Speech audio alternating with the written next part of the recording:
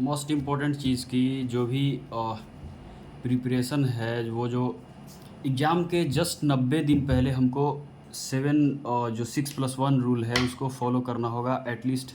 क्योंकि week 1, week 2, week 3 और week 4 ये जो 4 वीक हैं, इन चारों वीक में हमको 6+1 ये रूल फॉलो, मतलब कि आपको 6 डेज पढ़ने हैं। एक दिन का आपको बस क्या करना है, एक दिन रिलैक्स करना है, जैसे रिलीजियस प्लेसेस हो गए, स्पिरिचुअल थिंग्स हो गई, जो भी लाइट और सोलफुल म्यूजिक जो है इनको थोड़ा थोड़ा सुनना है, 5 मिनट, 5 से 10 मिनट भी कर सकते हैं।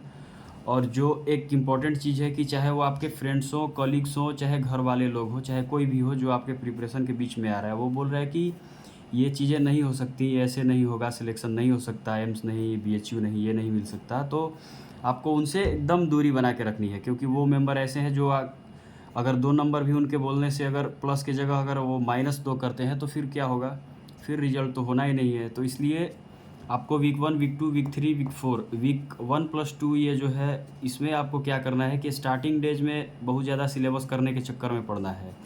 लेकिन जैसे ही 3 और 4 है, उसमें आपने 1 और 2 में जो भी कवर करा, 3 और 4 वीक्स में क्या करना है कि उनको लेते हुए आगे बढ़ते हुए रिवीजन भी करना है।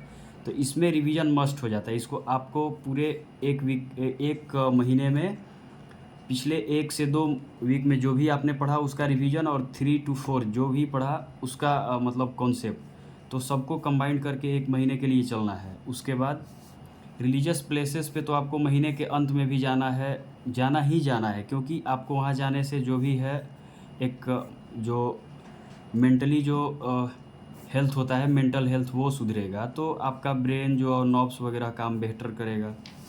और एक ये जो थर्ड चीज़ है कि इसमें जो लिखा हुआ है कि 15 days once travel in 5 kilometre area, तो 15 दिन के अंदर में अंदर आपको कहीं एक ऐसे जगह पे जाना है, थोड़ा शांति देख के, थोड़ा कुछ ऐसा करके कि 5-5 किलोमीटर अगर आप घूमते हैं तो उसमें कुछ थोड़ा बदलाव होता है। जो आप एरिया में रह रहे हो तो थोड़ा सा घूमने से माइंड जो है बेहतर काम करता है कुछ, तो इसलिए थोड़ा घूमना भी ज़रूरी है। ज़्यादा दूर नहीं जा पाते, 5 किलोमीटर का डिस्टेंस आप कवर ज़रूर करें।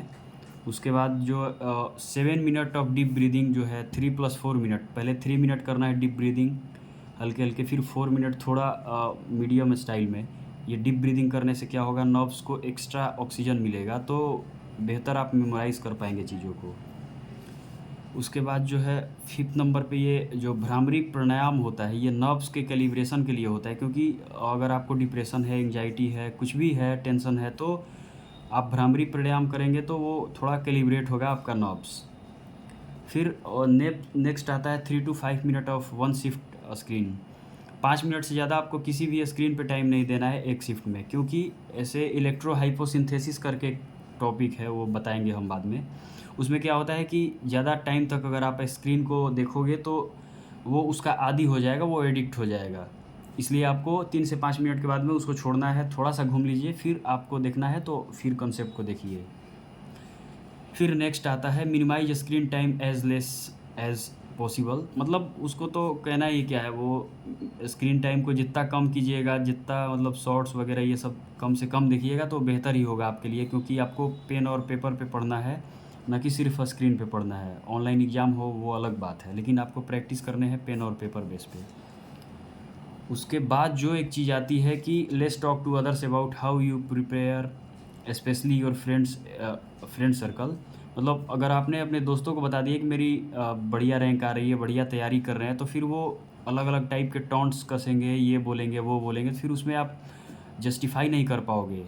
इस बीच आपका टाइम और मेंटलिटी हर तरह का डिस्टरबेंस होगा, इसलिए इसको शेयर नहीं करना है। फिर उसके बाद में जो भी एडिक्टिव चीज़ें हैं, जैसे टोबैको, ड्रग्स और कोई भी हार्मोनल जो चेंजिंग वाला एडिक्शन है, उसको बंद करना है। क्योंकि इनसे क्या होगा, माइंड का कंसंट्रेशन लूज हो जाएगा। और 10 नंबर में है कि 3 मंथ, जो लास्ट के 3 मंथ होंगे उनमें आपको सिर्फ याद करना है, रिवीजन करना है उन सभी चीज़ों को 90 दिन का काउंटडाउन लगा के। और क्या करना है, देखना है कि हम कितने चीज़ पढ़ लिए हैं। अगर आपने एक्स्ट्रा चीज़ पढ़ा 90 दिन के अंदर में, तो क्या होगा, वो पीछे वाला भी भूल जाएंगे, उसमें भी कन्फ्यूजन होगा, आगे वाले में भी कन्फ्यूजन होगा। इसलिए only revision, if confusion appears, अगर आपको थोड़ा भी कन्फ्यूजन लग रहा है, रिवीजन कीजिए, रिवीजन कीजिए, मोस्ट है रिवीजन। 3 मंथ के जो टाइम है इसमें आप केवल रिवीजन कीजिए तो बेहतर है। और पहले ही ये नहीं सोच लेना है कि मेरा इतना रैंक आ रहा है, उतना रैंक आ रहा है। बस आपको ये सोचना है कि सपोज़ अगर मेरे को मॉलिक्यूलर स्ट्रक्चर नहीं आ रहा है कोई, तो मॉलिक्यूलर स्ट्रक्चर कैसे मैं करूँगा? अगर मेरे को कोलिगेटिव प्रॉपर्टी नहीं आ रहा है तो मैं कोलिगेटिव प्रॉपर्टी को किस तरह से सही करूँगा?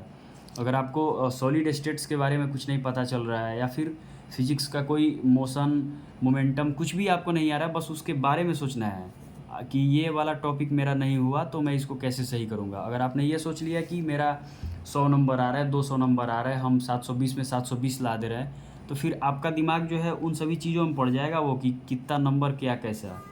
बस आपको ये सोचना है कि मेरे को एमसीक्यूज़ करना है, 1 लाइन क्वेश्चन करना है, क्या करना है, नहीं करना है, वो क्वेश्चन के बारे में सोचना है, उसके टॉपिक्स के बारे में सोचना है। अगर आपने रैंक के बारे में ज़्यादा सोच लिया तो फिर दिक्कत होगी। इवन आप टेस्ट भी दे रहे हो, टेस्ट का जो भी रिजल्ट आ रहा है आप उसको फाइनल नहीं मान के चलो।